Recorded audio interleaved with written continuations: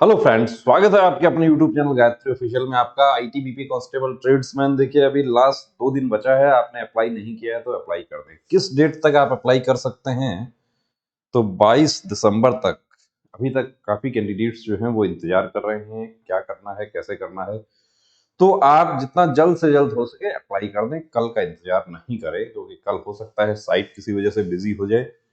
अब ट्रेड्स जो है उसके बारे में पहले हम बात कर चुके हैं, दूसरा भी यहाँ पर बात करेंगे। देखिए, अप्लाई करने के बाद आपको क्या देखना है कि किस ट्रेड में कितनी वैकेंसी है। तो आपको सिर्फ एक वैकेंसी चाहिए और एक के लिए आपको फाइट करना है।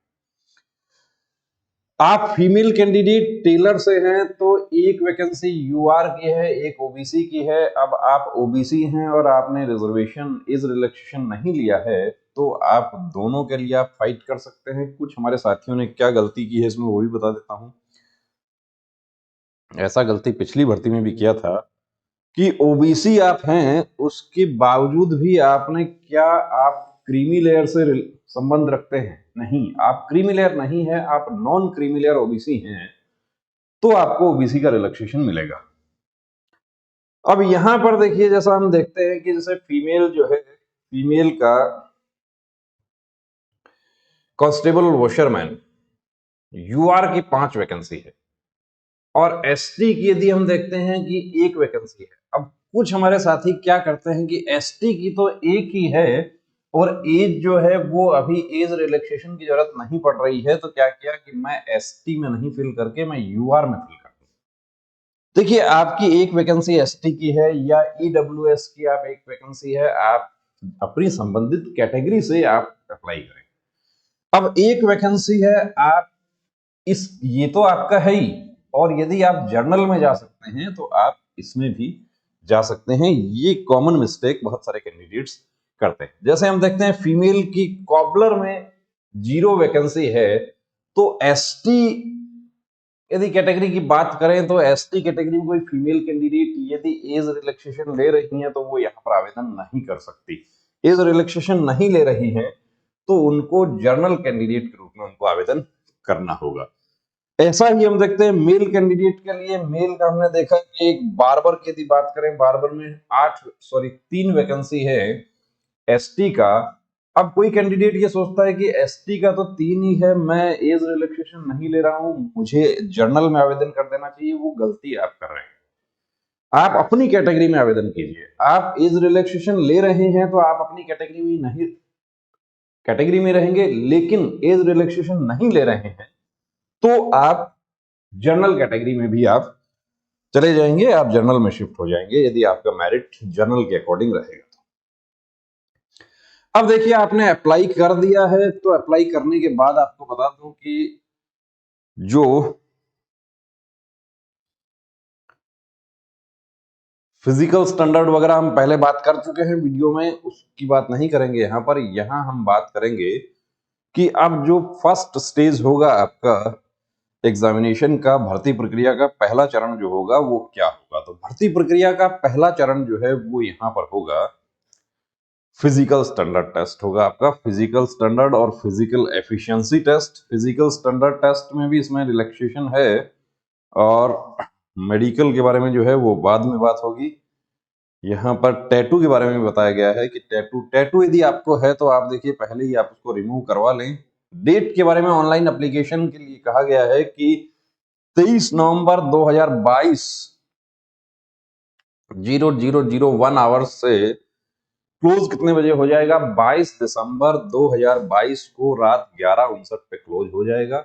तो आप इंतजार नहीं करें, अभी आपके पास में समय बचा हुआ है, तो तुरंत अप्लाई करें उसके लिए।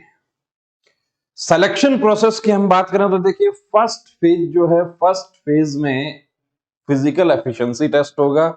फिजिकल एफिशिएंसी टेस्ट आप अभी से अपनी तैयारी शुरू कर दीजिए, क्योंकि आप कहीं काम कर रहे हैं, आप उस संबंधित ट्रेड का काम कहीं कर रहे हैं, उससे जुड़ा हुआ काम कर रहे हैं, आपको फिजिकल का समय नहीं मिलेगा। अभी से अपनी तैयारी शुरू कर दीजिए। 1600 मीटर की रनिंग करनी है। जो मेल कैंडिडेट्स हैं उनको 1600 कितने समय में होगा? 7.5 मिनट में होगा। 11 फीट लॉन्ग जंप होगा, 3 चांस मिलेंगे। 3.5 फीट हाई जंप होगा, इसमें भी 3 चांस मिलेगा। फीमेल कैंडिडेट्स के लिए 800 मीटर होगा। 4 मिनट 45 सेकंड में 9 फीट लॉन्ग जंप होगा, तो ये सब, और 3 फीट हाई जंप होगा, ये सब के साथ साथ थोड़ी थोड़ी तैयारी शुरू कर दीजिए, क्योंकि एकदम से यदि फिजिकल आ जाता है तो वहां पर आपको परेशानी हो जाती है। दूसरी बात यहां पर ये कही गई है कि ये जो फिजिकल एफिशिएंसी टेस्ट है इसका कोई मार्क्स नहीं होगा, ये सिर्फ क्वालिफाइंग होगा, और यदि इसमें आप क्वालिफाइंग नहीं होते हैं तो आप भर्ती प्रक्रिया से बाहर हो जाएंगे। यानी अगले चरण में जाने के लिए आपको ये क्वालिफाई करना होगा। ये सब क्वालिफाई होने के बाद नेक्स्ट स्टेज जो फिजिकल स्टैंडर्ड टेस्ट है, वो हाइट वेट ये सब आपका हो जाएगा, हाइट बार टेस्ट पहले ही हो जाएगा। अब पिछली भर्ती में और इसमें देखिए क्या फर्क है। पिछली भर्ती में क्या हुआ था कि physical efficiency test, physical standard test के साथ ही आपका ट्रेड टेस्ट हो गया था, लेकिन इस बार जो है वो प्रक्रिया चेंज हो गई है। इस बार रिटन एग्जाम जो है, written test OMR base 50 marks का आपका ओएमआर बेस रिटन एग्जाम रहेगा। The candidates who qualify in physical standard test will be required to undergo written examination. Admit card to the candidates will be issued online by mentioning date and venue of written examination. Candidates have to download online admit card from ITBPF recruitment website, that is www.recruitment.itbpolice.nic, जहां से आप आवेदन कर रहे हैं वहीं से आपका रिटन एग्जामिनेशन पीएसटी जो है वो हो गया। उसके बाद पीएसटी के बाद रिटन एग्जामिनेशन, और रिटन एग्जामिनेशन में देखिए किस तरह का, किस लेवल का पेपर आता है, उसका आपको डिस्क्रिप्शन में पुराना भर्ती का जो पेपर है आईटीबीपी का वो मिल जाएगा।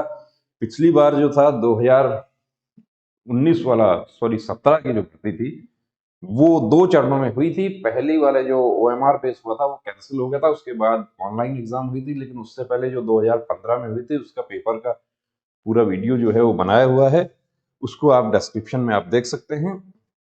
रिटन एग्जामिनेशन जो है वो देखिए, इसके बारे में कहा गया है कि ओएमआर बेस भी हो सकता है, कंप्यूटर बेस भी हो सकता है।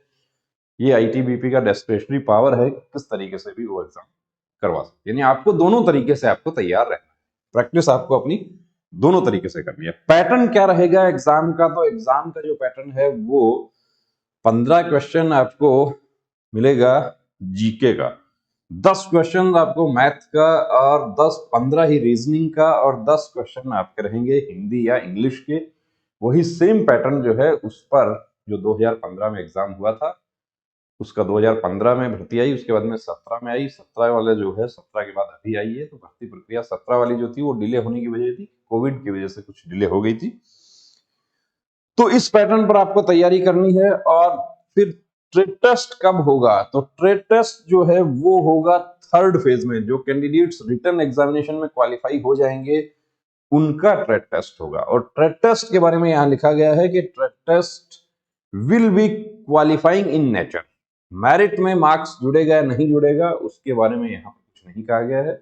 ट्रेड टेस्ट, तो आप जब कुछ नहीं कहा गया है, यहां साफ लिखा हुआ है however the trade test will be qualifying in nature 50%, 50 marks and qualifying marks shall be 50% for all categories. 50 नंबर का जो ट्रेड टेस्ट होगा उसमें से 25 नंबर आपको लेना जरूरी होगा। और साफ लिखा हुआ है कि क्वालिफाइंग इन नेचर, इसका मतलब मेरिट में मार्क्स नहीं जुड़ेंगे, यानी आपका जो मेरिट बनेगा वो 50 नंबर का जो आपका रिटन एग्जाम होगा उसके आधार पर मेरिट बनेगा।